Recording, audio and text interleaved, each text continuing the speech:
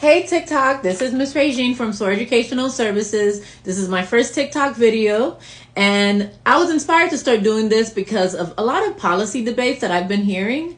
And last week I created a YouTube video on federalism and how it was created with the framers of the Constitution. So please check that out on YouTube.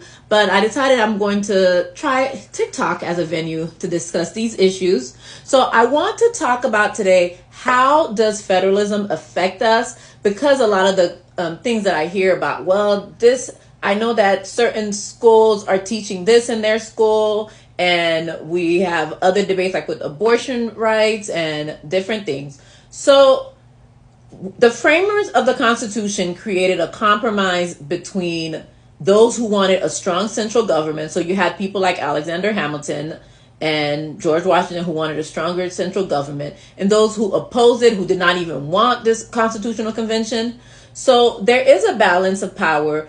I don't think it's a debate that the overriding power is in the federal government, but a lot of things are just not within the purview of the federal government, and historically they have just stayed out of it. So education had been one for many years, although recently with things like No Child Left Behind, the federal government did create a national standard.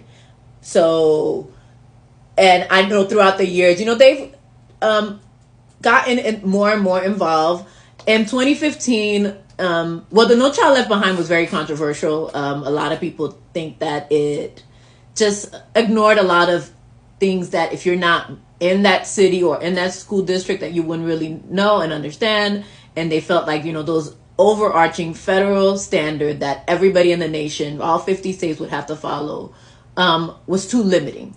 And so in 2015, Barack Obama signed the Every Student Succeed Act, which kind of stepped back a little bit with the federal standard and pushed things back to the state, where states could create and have some leniency as far as their testing regimen or procedures and some of the standards, so that it was not being pushed, the whole Common Core. I'm a teacher. Common Core was very controversial. People would still talk about it when it came out. I actually don't think it's all bad, but because it's different and it's new, and it was also forced upon everyone, I think it was controversial.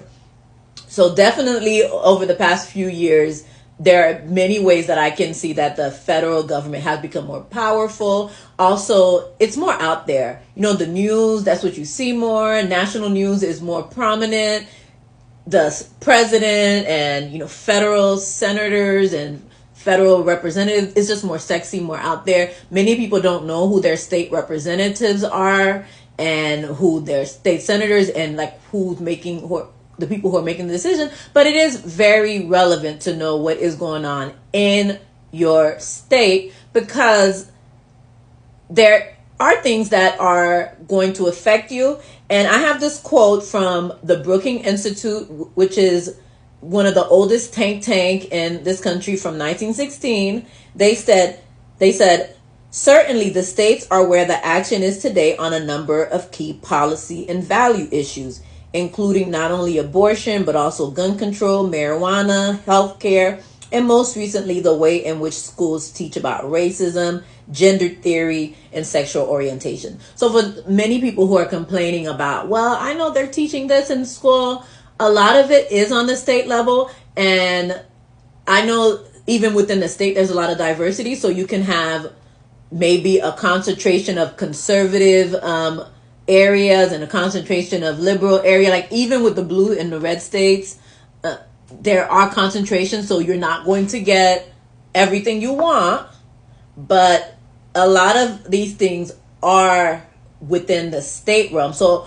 if we are complaining about them, are we saying that we want more of a unitarian type government where the federal government is the only level where laws are created? And I will create a TikTok on that in the future where I compare unitarian government in countries that do have it, and it's a legitimate form of government.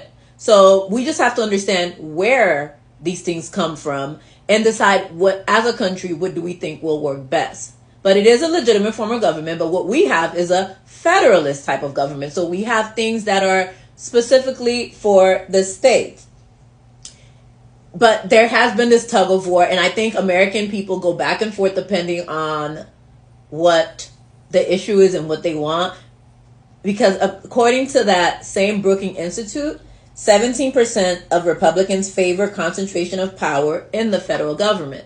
But I do hear from a lot of Republicans, well, they're teaching this at certain schools and they're doing that, but that's that state. So unless you want concentration of power in the federal government, but only 17% of you want that. 83% of you do not want concentration of power in the federal government. So then we're going to have to respect states' rights. And it is what it is. And if you're in that state, then maybe you can write to your state senators, your state representative, and get involved, run for office, do different things like that that might help. And overall in America, 55% of respondents chose a concentration of power in state government rather than the federal government. So that's different, but so maybe, many Americans, well, yeah, and actually that's not a big difference. So 55% preferred state government. So that means 45% prefer federal government. That is still a majority of people, of Americans who do prefer state government. So Democrat or Republican, it's the same. But overwhelmingly, it seems like the Republicans do prefer a government where states' rights are respected. So if that is the case, then we do have to realize that then different states, blue states are going to have certain policies and red states are going to have different policy. The best thing to do is to get involved. And if possible, you can vote with your feet by leaving that state. I completely understand. And a lot of things, how things are being implemented, even sometimes when it's federal money, the federal government often gives block grants where the states still have autonomy on deciding how exactly they're going to allocate that. I know with TANF, that's been an issue, and I am going to do more research and report back on that to you guys too. But I just want us to be aware out there, and that when we're speaking, we really need to understand the implication of what we're saying, because we can change things, but we need to be able to understand the pros and the cons of both situations. I hope this was helpful, and I will see you next time. Bye.